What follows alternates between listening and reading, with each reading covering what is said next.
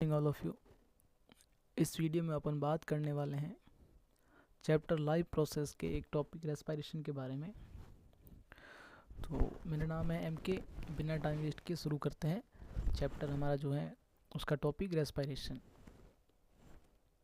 सबसे पहले हम बात ये करते हैं कि ब्रीदिंग और रेस्पिरेशन जो कि एक जैसे वर्ड हैं, लगते हैं एक जैसे, इनका मतलब क्या होता है।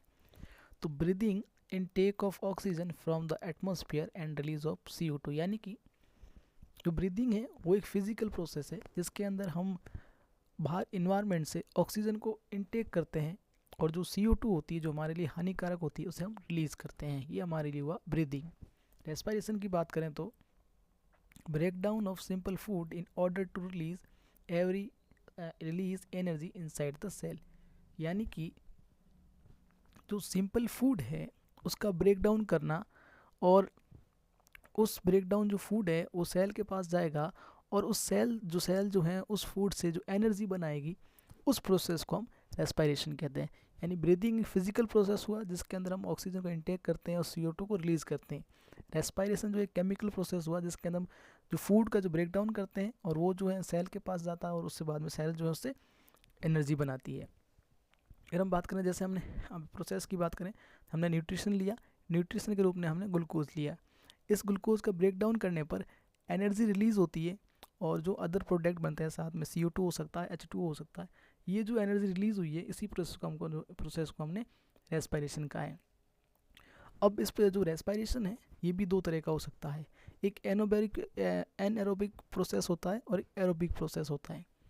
एनएरोबिक प्रोसेस में क्या होता है, process take place in the absence of air, यानी कि ये जो प्रोसेस हुआ है ग्लूकोज का टूटकर एनर्जी बनना सेल के अंदर, ये यदि ऑक्सीजन की जो अब्सेंस में होता है तो हम उसे एनएरोबिक प्रोसेस कहते हैं या एनएरोबिक रेस्पिरेशन कहते हैं।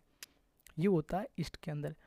और सेकेंड हम बात करें एरोबिक प्रोसेस की, तो process take place in the presence of air, यानी कि जब रेस्पिरेशन वाले ये प्रोसेस जो है ऑक्सीजन की प्रेजेंस में होता है तब हम उसे एरोबिक प्रोसेस कहते हैं। इसका जो एग्जांपल है माइटोकॉन्ड्रिया। नेक्स्ट अपन बात करते हैं, हमने जो है अब प्रोसेस बात कर रहे हैं कि ग्लूकोज लेने के बाद किस तरह से हम ग्लूकोज से जो है एनर्जी को ऑब्टेन कर सकते हैं, सेल किस तरह से एनर्जी उससे ऑब्टेन करती है। तो हमने किसी भी सेल ने या फिर हमने न्यूट्रिशन के रूप में ग्लूकोज को लिया। ग्लूकोज को लेने के बाद ये जो ग्लूकोज साइटोप्लाज्म है सेल का, उसके अंदर ये पायरुवेट और एनर्जी पायरुवेट बनाती है और एनर्जी रिलीज करती है। ये जो प्रोसेस है ग्लूकोज का यहाँ से यहाँ ना, इसको हम ग्लाइकोलाइसिस कहते हैं। इस ग्लाइकोलाइसिस के अंदर ग्लूकोज जो होता है सेल के साइटोप्लाज्म में पायरुवेट बनाता है जो कि 3 कार्बन का है और साथ में एनर्जी रिलीज करता है। अब इस जो पायरुवेट बना है इससे आगे और हमें एनर्जी बनानी है या फिर जो सेल है उसे और एनर्जी बनानी है, तो किस तरह से हो सकती है। सबसे पहला हमने बात की थी जो अब्सेंस ऑफ ऑक्सीजन यानी एनएरोबिक रेस्पिरेशन। तो एनएरोबिक रेस्पिरेशन होता है तो ग्लूकोज से पायरुवेट बनने के बाद एथेनॉल प्लस CO2 और एनर्जी रिलीज होती है ईस्ट के अंदर अब्सेंस ऑफ ऑक्सीजन में। और अगर हम बात करें अदर सेल जो कि जिसमें भी अब्सेंस ऑफ ऑक्सीजन या फिर लैक ऑफ ऑक्सीजन की बात करें, तो जैसे हमारा जो मसल सेल होती है हमारी, उनके अंदर ऑक्सीजन जब पूरी नहीं पहुंच पाता है ढंग से, तो उसमें जो ग्लूकोज का जो है एनएरोबिक रेस्पिरेशन होता है जिसमें लैक्टिक एसिड बनता है और एनर्जी रिलीज होती है, इंस्टेंट एनर्जी रिलीज होती है जो कि हमें आवश्यकता होती है। फिर हम बात करते हैं पायरुवेट का जो थर्ड प्रोसेस है जिसके अंदर एनर्जी रिलीज होती है, वो है प्रेजेंस ऑफ ऑक्सीजन के अंदर, जो कि माइटोकॉन्ड्रियम होता है जिसमें CO2 रिलीज होती है, H2 और साथ में एनर्जी भी फॉर्म होती है। इस तरह से हमारे फूड यानी ग्लूकोज को इनटेक करने के बाद सेल के द्वारा ग्लूकोज को इनटेक करने के बाद पायरुवेट बनाती है। पायरुवेट बनाने के बाद सेल के पास 3 तरह से ये प्रोसेस हो सकते हैं जिसके अंदर वो आगे जो है एनर्जी किस प्रकार से रिलीज करे और साथ में कौन से बाय प्रोडक्ट बनाए।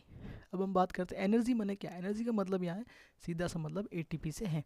इसमें ADP और फॉस्फेट आपस में मिलकर ATP का फॉर्मेशन करते हैं, adenosine triphosphate. Energy used in synthesis of molecule called ATP, यानी कि एनर्जी जो है ATP के रूप में सिंथेसाइज्ड होती है। ATP को हम एनर्जी करेंसी कहते हैं, द मोस्ट सेलुलर प्रोसेस, यानी कि ATP जो है एक तरह से एनर्जी करेंसी का काम करती है सेल के लिए। दो छोटी छोटी बातें और है। Terrestrial organism use atmospheric oxygen for respiration, यानी कि जो ऑर्गेनिज्म टेरेस्ट्रियल पर रहते हैं, यानी कि जो ज़मीन पर रहते हैं, वो जो है जो ऑक्सीजन है, इन्वायरमेंट का ऑक्सीजन है, एटमॉस्फेरिक ऑक्सीजन है, उसका यूज़ करती है। जबकि अगर हम बात करें एक्वाटिक ऑर्गेनिज्म की, तो use dissolved oxygen for respiration. जो एक्वाटिक ऑर्गेनिज्म होता है, जैसे मछली है या फिर और भी जो एक्वाटिक ऑर्गेनिज्म है, वो ऑक्सीजन जो पानी में घुली हुई ऑक्सीजन होती है, उस ऑक्सीजन का उपयोग करते हैं रेस्पिरेशन के लिए। तो ये जो रेस्पिरेशन का जो इंट्रोडक्शन था, ये हमारा यहाँ ख़त्म होता है। अब हम आगे बात करते हैं रेस्पिरेशन ह्यूमन, यानी कि एनसीईआरटी चैप्टर के अंदर सबसे पहले इंट्रोडक्शन दे रखा है कि रेस्पिरेशन किस तरह से होता है, और आगे हमारा जो आता है रेस्पिरेशन इन ह्यूमन बीइंग, यानी ह्यूमन रेस्पिरेटरी सिस्टम। तो सबसे पहले हम ह्यूमन रेस्पिरेटरी सिस्टम में ह्यूमन रेस्पिरेटरी या फिर ह्यूमन रेस्पिरेशन का जो पाथ है उससे देख लेते हैं कि एयर किस तरह से एटमॉस्फेयर से हमारे जो एल्वोली है जो कि लंग्स के अंदर है, उसके अंदर जो है आती है। सबसे पहले एयर जो हमारे नॉस्ट्रिल में आएगी, यानी कि जो नासा छिद्र है, उसके बाद नेजल पैसेज पे आएगी, फिर जो है नेजल कैविटी, फेरिंग्स जो होती है वो फूड और एयर दोनों के लिए एक ही जो है पाथ है, इससे जो एयर भी जाती है और फूड भी जाते हैं। फेरिंग्स के बाद ये जो एटमॉस्फेरिक एयर है वो जो है लैरिंग्स से उसमें जाती है, यानी कंठ में जाती है। उसके बाद ट्रेकिया के बाद ब्रोंकाई के बाद लंग्स, और लंग्स के अंदर हमारे पास जो है ब्रोंक्यूल्स में आगे जाती है, और जो ब्रोंक्यूल्स जो होती है हमारी लंग्स के अंदर ही होती है। और ब्रोंक्यूल्स जो होती है आगे जो एल्वियोली होती है, कुपिका जब हिंदी में कहते हैं, वहाँ पे एंड हो जाती है, और बाद में कुपिकाओं से ब्लड कैपिलरीज के द्वारा ऑक्सीजन जो है हमारे शरीर के अदर बॉडी पार्ट या सेल के पास ले जाया जाता है। तो ये हमारा पाथ हुआ ह्यूमन रेस्पिरेटरी सिस्टम का। अब हम बात करते हैं जो ह्यूमन रेस्पिरेटरी सिस्टम है, उसमें दो तरह के प्रोसेस होते हैं। एक होता है इनहेलेशन, एक होता है इनहेलेशन और एक होता है एक्सहेलेशन। इनहेलेशन का मतलब होता है इन्वायरमेंट की जो ऑक्सीजन है उसको हमने शरीर के अंदर लेना, फेफड़ों के अंदर लेना, उसे हम इनहेलेशन कहते हैं। और एक्सहेलेशन में जो हमारे जो CO2 है उसे बाहर की ओर रिलीज़ करना, उसे हम एक्सहेलेशन कहते हैं। तो इनहेलेशन का जो प्रोसेस है, सबसे पहले जो किस तरह से ये प्रोसेस होता है वो हम बात करते हैं। सबसे पहले जो है रिप्स लिफ्ट अप, यानी कि हमारी जो रिप्स होती हैं, पसलियाँ होती हैं, वो ऊपर की तरफ उठ जाती है। ऊपर की तरफ उठने के बाद सेकंड जो स्टेप होता है इसमें, डायफ्राम बिकम फ्लैट, यानी जो हमारा डायफ्राम है वो एकदम फ्लैट हो जाता है। पहला प्रोसेस हुआ, रिप्स हमारी ऊपर की तरफ उठी, उसके बाद जो डायफ्राम जो है फ्लैट हो गया। इन दोनों के रिप्स के ऊपर उठने से और डायफ्राम के फ्लैट होने से हमारी जो थोरेसिक कैविटी है उसका जो है वॉल्यूम बढ़ जाता है। थोरेसिक कैविटी का वॉल्यूम बढ़ने से जो हमारे जो लंग्स का जो प्रेशर है, जो बाहर का जो प्रेशर है उससे कम हो जाता है, जिसके कारण जो हवा होती है हमारे लंग्स के अंदर एंटर कर जाती है। Volume of lungs increase and air enters the lung. और नेक्स्ट जो हमारा मैकेनिज्म ब्रीदिंग में तो दूसरा स्टेप है वो एक्सहेलेशन, अपने जो है CO2 को हमारे शरीर से बाहर निकालना। इसका जो जस्ट उल्टा, जैसे रिप्स मूव डाउनवर्ड, इनहेलेशन में रिप्स ऊपर की तरफ उठती है, एक्सहेलेशन में रिप्स जो है डाउनवर्ड हो जाती हैं। फिर हम बात करते हैं डायफ्राम बिकम डॉम शेप्ड, यानी कि डायफ्राम जो नॉर्मल शेप डायफ्राम का डॉम शेप होता है, तो एक्सहेलेशन में डायफ्राम जो एकदम से डॉम शेप हो जाता है। उसके बाद थोरेसिक कैविटी कॉन्ट्रैक्ट, यानी कि थोरेसिक कैविटी का जो वॉल्यूम डिक्रीज हो जाता है, डिक्रीज हो जाता है। डिक्रीज होने के कारण ये जो volume of lungs decrease and air exit from the lung, यानी कि जो एयर है वो बाहर निकल जाती है हमारे शरीर से, यानी कि CO2 बाहर निकल जाती है। ये हमारा पाथ हो गया और हमारा जो है मैकेनिज्म हो गया। हम जो NCERT में थोड़ी बहुत जानकारी दे रखी है उसके बारे में हम बात कर लेते हैं। सबसे पहले हम बात करते हैं नॉस्ट्रिल। नॉस्ट्रिल में हमारा जो हेयर होता है और म्यूकस होता है। हेयर जो होते हैं हमारे जो नाक में जो बाल होते हैं, वो जो एयर आती है उसके साथ जो पार्टिकल्स होते हैं उन पार्टिकल को जो है पकड़ लेते हैं, अंदर नहीं जाने देते, और म्यूकस पर जो है पार्टिकल चिपक जाते हैं। सेकंड बात करते हैं लैरिंग्स। Cartilage ring present, this ensure that air passes does not collapse, यानी कि जो लंग्स होता है, जो लैरिंग्स होता है उसमें कार्टिलेज की रिंग पाई जाती है। जो कार्टिलेज की रिंग जो होती है वो इंश्योर करती है कि हमारा जो एयर पास है, हमारी जो ट्रेकिया है, वो किसी तरफ से कोलैप्स ना करे, चिपके ना आपस में।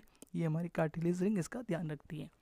फिर जो लास्ट में जो एल्वियोली होती है, जो कि लंग्स के अंदर प्रेजेंट होती है, वो क्या करती है, provide a surface are for exchange of gases, यानी कि गैस के एक्सचेंज के लिए ये जो है सरफेस प्रोवाइड करती है। मतलब कि एक्सचेंज का मतलब ये हुआ कि कोशिकाओं से या एल्वियोली से O2 का जो हमारी ब्लड कैपिलरीज में जाना और जो ब्लड कैपिलरीज में CO2 है उनका जो है एल्वियोली में आना। The walls of the alveoli contain an extensive network of blood vessels, यानी कि एल्वियोली के पास बहुत सारी ब्लड वेसल्स होती है। वो किस लिए होती है? ऑक्सीजन को लेने के लिए और CO2 वापस एल्वियोली को देने के लिए। अब ये हम बात करते हैं कि हमारा जो है किस तरह से ऑक्सीजन शरीर में जाता है और सेल के पास किस तरह से जाता है। तो अब हमारे पास ये आती है कि इस ऑक्सीजन को हमारी कोशिकाओं के पास लेके कौन जाता है। तो हमारे पास एक आयरन जो है जो आयरन है, आयरन युक्त जो एक हमारे पास जो मटेरियल होता है उसे हम हीमोग्लोबिन कहते हैं। हीमोग्लोबिन जो है उसे हम रेस्पिरेटरी पिगमेंट कहते हैं। तो ये जो हीमोग्लोबिन है ये हमारी जो RBC है, रेड ब्लड सेल है, उसके साथ प्रेजेंट होता है। तो उसमें प्रेजेंट होता है तो हीमोग्लोबिन के साथ ऑक्सीजन जो है बाइंड हो जाता है और बाइंड होने के बाद ये जो हीमोग्लोबिन है जहाँ सेल के पास जो जाता है और जाने के बाद हीमोग्लोबिन जो ऑक्सीजन अलग हो जाता है, ऑक्सीजन जो है सेल उसका यूज़ कर लेती है। बाइंड विद ऑक्सीजन Hb+O2 ये बनाते हैं HbO2 और ये रिएक्शन जो है रिवर्सिबल होती है, यानी कि कोशिकाओं में ये रिएक्शन हुई और जो है वापस टिश्यू के पास गई तो Hb से O2 अलग, HbO2 से Hb अलग हो जाता है और O2 जो है अलग हो जाता है, जो कि उसे टिश्यू यूज करते हैं। ये जो प्रोसेस दे रखा है ऑक्सीजन के अंदर जाने का, सबसे पहला प्रोसेस जो है ये ऑक्सीजन के अंदर जाने का है कि भाई एयर से हमने जो ऑक्सीजन ली और ऑक्सीजन लेने के बाद ये एल्वियोली में पहुंची, यानी कि जिस तरह से नेजल पे जो फेरिंग्स है, लैरिंग्स है, उस तरह से पहुंची हमारे पास एल्वियोली में। उसके बाद एल्वियोली से OT जो हमारे प्लस ब्लड में गई, ब्लड यानी हीमोग्लोबिन में गई, हीमोग्लोबिन से बाइंड हुई, बाइंड होने के बाद ये जो है O2 bind with Hb in RBC और उसके बाद ये टिश्यू में जाती है और टिश्यू के बाद HbO2 से Hb अलग हो जाता है और O2 अलग हो जाती है, O2 टिश्यू के पास चली जाती है और फिर टिश्यू उसका यूज़ करता है। यूज़ करने के बाद ये टिश्यू जो है CO2 बनाता है बाय प्रोडक्ट के रूप में। तो CO2 जो हमारे लिए हानिकारक है तो इस CO2 को हमें वापस बाहर निकालना होगा। तो CO2 रिलीज इनटू ब्लड, यानी कि CO2 को ब्लड में रिलीज़ कर दिया जाता है। CO2 जो होती है रिलीज करने के बाद CO2 जो होती है ब्लड में डिज़ोल्व हो जाती है। डिज़ोल्व होने के बाद ये जैसे ही ब्लड जो हमारे एल्वियोली के पास जाता है तो ये जो CO2 जो होती है ब्लड वेसल से निकलकर एल्वियोली में आ जाती है और फिर एल्वियोली से इसको जो है बाहर निकाल दिया जाता है थ्रू नॉस्ट्रिल। तो ये हमारा जो रेस्पिरेशन टॉपिक था यहाँ ख़त्म हुआ। और वीडियो पसंद आया हो तो ज़रूर लाइक करें और इस तरह के वीडियो को देखने के लिए हमारा चैनल ज़रूर सब्सक्राइब करें। Thank you.